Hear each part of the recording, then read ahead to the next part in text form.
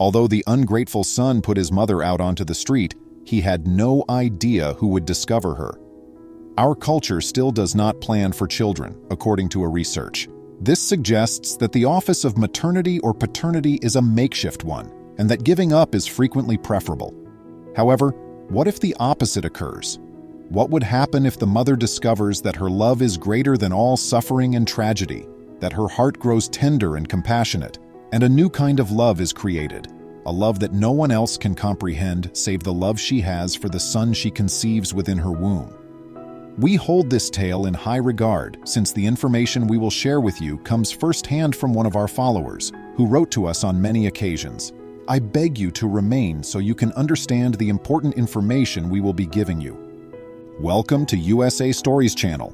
Do not forget to subscribe and activate the bell button to receive all new updates.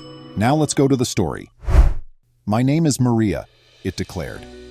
My parents wanted a nice narrative to take root and to give me a holy name. For that reason, I identify as such. Together with my parents, I grew up on a farm. They were responsible for delivering fruits, vegetables, and legumes to every market in this city.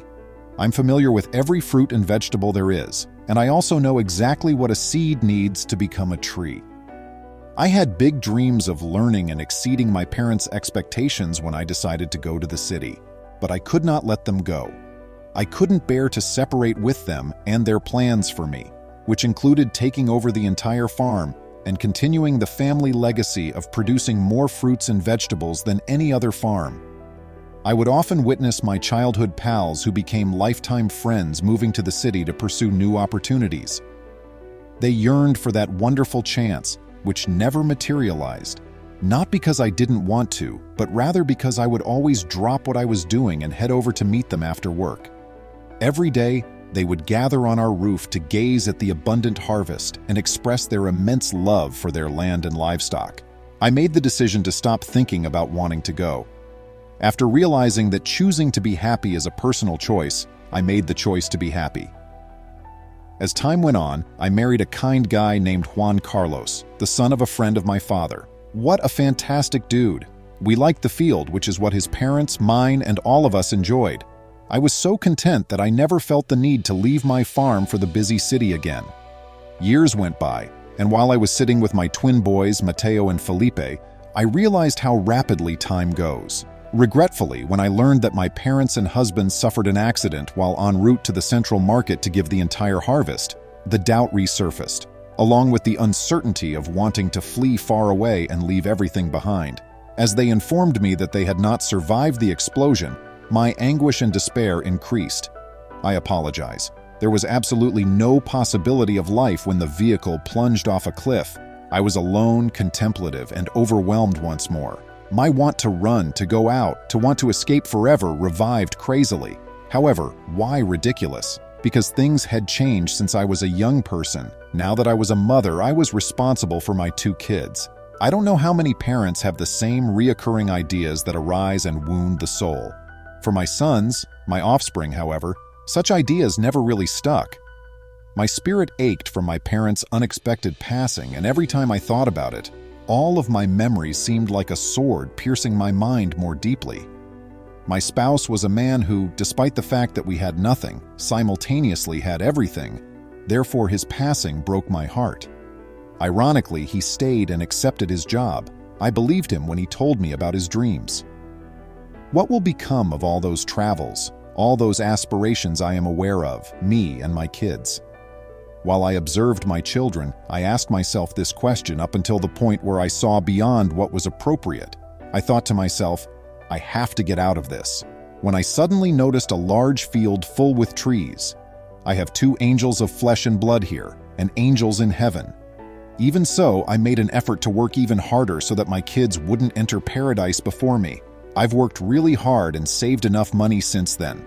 Once I enrolled them both at the city university, my son Felipe told me, "Mom, I want to study in the city and be better, so that one day we may expand our territory."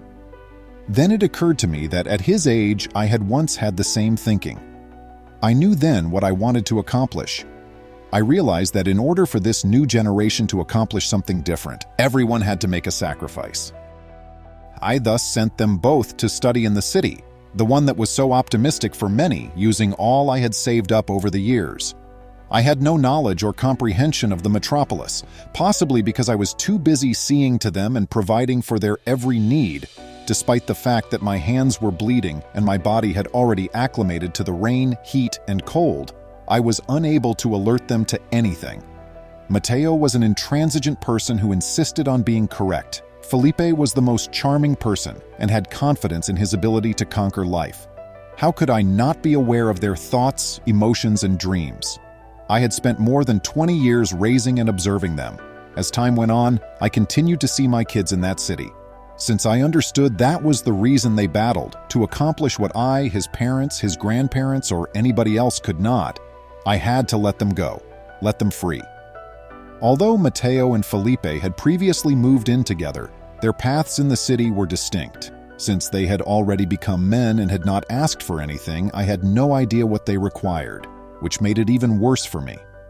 Then Felipe informed me that he was going to study abroad, in a different city. I was relieved, but my heart also broke again since I realized I wouldn't be seeing my kid. "It will not be long," he remarked. Felipe stated, "I'll be returning in 6 months for a master's degree."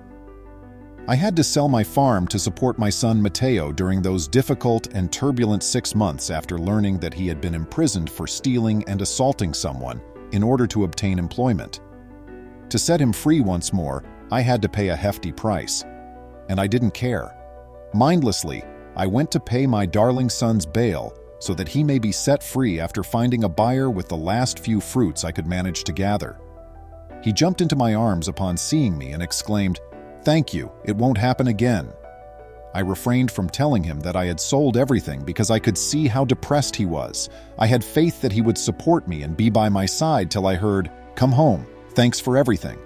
That's what I told myself. I then proceeded to his residence to seek for him. It was filthy, and I got a terrible look from everyone.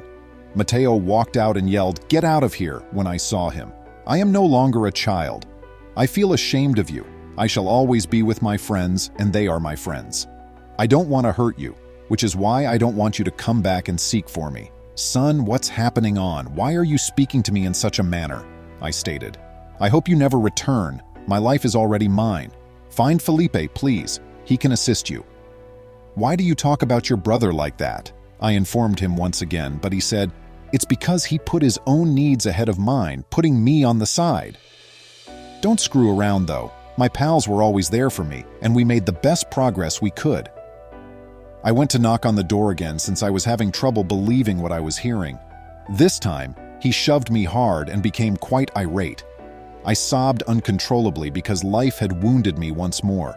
The one I loved the most in the world right now. I'm sitting on the street right now, my bag empty. I had no fruit left to eat, but the folks around here are really peculiar. They act as though they owe me money when they toss cash at my feet. I attempted to return the first penny that was tossed at me, but I was met with a disapproving glare, so I gave up. I was at a loss for what to do as the days went by. Nobody else contacted me. The streets and people made me lost. "What is going on? Why are police officers so numerous?" Maria pondered. She claimed to have heard the yelling voice in the distance and to have recognized it. Felipe, her son, started searching the entire city for her right away. "Mom, how come you're here? I already know what transpired. I went hunting for you to bring you with me when I acquired a property here in the city, after returning from my trip overseas, but I was unable to locate you. I was shocked to learn that you had sold everything. But when I went to meet my brother, we got into a fight, and one of the lads who was with him told me all about it. I'm so sorry, Mother. I don't like you being this way, Mom." "Never mind. I will go away," Mateo would reassure Maria, who had endured a great deal over the years and was scarred by many of the things that had happened to her. Maria moved in with her son Felipe to a large house he had purchased, complete with an enormous patio where she could cultivate her own crops and do what she truly enjoyed. Over time, Felipe, who was by this point married, cared for his mother and his household. Every morning, Doña Maria left the house. We now know that she was wandering in search of her son, Mateo, even though no one knew this at the time. Though she was never able to locate him, she never quit up. After some time went by, they eventually heard a loud knock at the home. When they emerged, a large number of armed guys were taking various items from the home and requesting combinations for boxes. As they stole everything, the robbers urged them to kneel down. All of them, except for Maria, listened. She disobeyed. Mateo. Even though Maria was yelling, she disobeyed. She approached one of the robbers and gave him a hug. Weeping, she gave him a hug. That thief acknowledged the gesture and gave no word in return. Except for Maria and the thief, it was a very uncommon time for all of them. Then the robber motioned for everyone to depart. They all complied, leaving nothing undisturbed in its proper position. Felipe said Mateo as he got up. Mateo then declared, "Our mother has fought a lot for us," removing the mask that had been covering him. All she did in her life was work to help us succeed after being abandoned. Felipe, you were doing well. However, I was failing miserably because I was unsure of how to respond. I didn't know how to get back on the road, so I got lost. Even wearing this disguise, I never imagined my mother would identify me. After pushing her away and writing her off, I felt as though I had no one left, so I made the decision to leave everything for her. But I recently learned that she means the world to me. I appreciate you seeing. Please remember to subscribe to our channel, give us a thumbs up, and turn on the notification bell so you won't miss any of our videos. If you enjoyed the tale, the next video that plays on your screen will probably move you too.